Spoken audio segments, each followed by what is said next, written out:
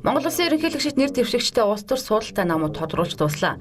За тухайлбал энэ 7 хоногт Монгол Ардын нам Егомбын энх холдыг дэвшүүлж батламжилсан бол ардчилсан нам Халтмаагийн Баттуулгыг дэвшүүлэхээр болсноо зарласан. За харин 3 дахь өрсөлдөгч хэн байх вэ гэсэн олонний хүлээлт өнөөдөр тайлагдаж Монгол Ардын хувьсгалт нам ерөнхийлөгчийн сонгуульд намын дарга энх баяраа дэвшүүлэхээр болж батламжилсан юм а.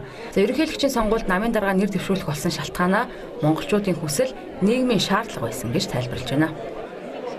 Улс төрчүүний зангараг хүч чадлыг харуулад явах ийм потенциалтай байх ёстой гэсэн. За ингээд энэ олон шаардлага шалгуур хүмүүсийн гарын үсэг хүсэлт тэгэл Монгол Ардын хувьсгалт намын бодлоод нийцсэн хүнийг нэр дэвшүүллээ. Монгол Ардын хувьсгалт намын дарга Монгол Улсын 3 дахь ерөнхийлөгчийн хоёрыг 2017 оны ерөнхийлөгчийн сонгуульд өрсөлдөх ёстой гэсэн ийм шийдвэрийг гаргаж даалгаврын нөгөөд бачина. Өнөөдөр болсон багш болгонд улсын их хурлын гишүүн Баасанхүү болон эрүүл мэндийн сайд асуумууд бол Шадар сайд асан Оюнбаатар гэх тус намын гишүүд ирсэн байсан юм а.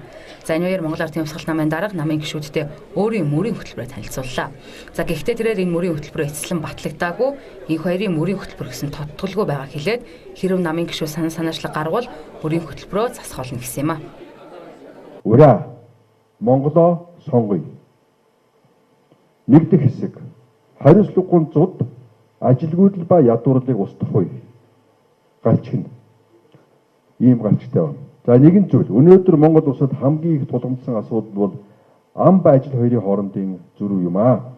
Ам ба ажил хоёр хоорондоо бүх шатанд зөрснөөр хариуцлагагүй төр засаг бий болж хариуцлагагүй төр засаг ард түмэнд амласнасаа ухран буцаж тулгамдсан асуудлуудыг шийдвэрлэхээс бултан зайлсхийж байна. Нэгэн зүйл ард түмний бухимдын нэгэн гол учир шалтгаан бол хавтгаарсан ажилгүйдлээ. За гэхдээ шүүхийн байгууллагаас Монгол Ардын хувьсгалт намын дарга энх баярыг ялтаах хугацаанд дуусаагүй гэж үтсэн. За тиймээс Монгол Ардын хувьсгалт намын гишүүд сонгуулийн ерөнхий орооноос энх баярыг нэр дэвшүүлэхгүй гэсэн хариу өгвөл өөр хэний нэрийг өгч болох талаар дотооддоо санал солилцсон гэгч мэдээлэл байна.